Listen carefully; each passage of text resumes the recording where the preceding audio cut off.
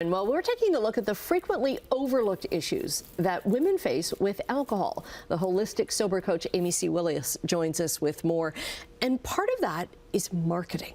A huge part of that is marketing. And I think it's really important to understand the broader context that we're all in, because what I notice in conversations with coaching clients or community members is women who are struggling with alcohol tend to internalize it as a personal failure or something they're doing wrong without recognizing the influences that are happening. So alcohol companies are getting really strategic around how they're talking to women. They're using influencers. They are. They're using wellness influencers to really capitalize on or emphasize the health benefits of alcohol, like low sugar and low carb products.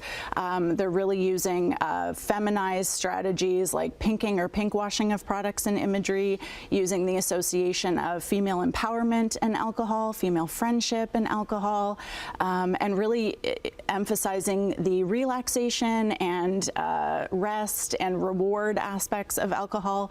And all of that is really problematic and very much influencing women's drinking patterns. Mm-hmm. And as the founder of the coaching company Whole and Well, you kind of see the other end of this. You see women that are really struggling. I do, yeah. And so what we're seeing broadly is increases in binge drinking. We're seeing increases in high intensity drinking.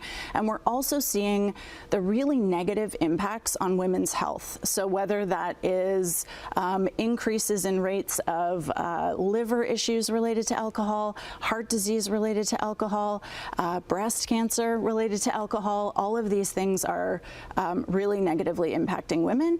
And because of the biological and physiological differences in women's and men's bodies, women process and metabolize alcohol differently. So the research shows us that with less volume of alcohol consumption and sooner in the time span, women start to see the negative impacts quicker. Mm-hmm. And what brings women to your service? Is it like, do they realize, okay, I've got a problem, or is it people have told me? I think it's usually a combination of both.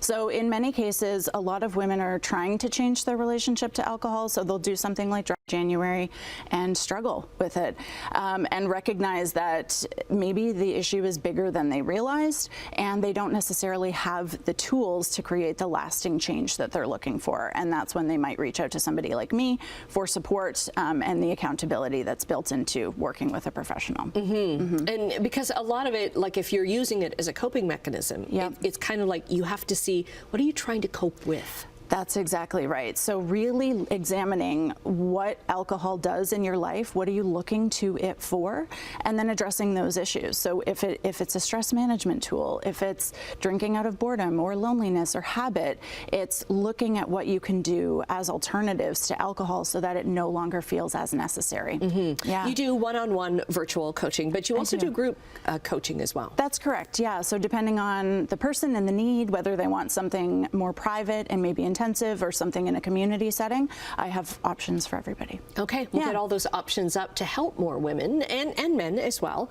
We'll get that up at our website at chch.com/morninglive. Thanks very much for coming in. Thank you.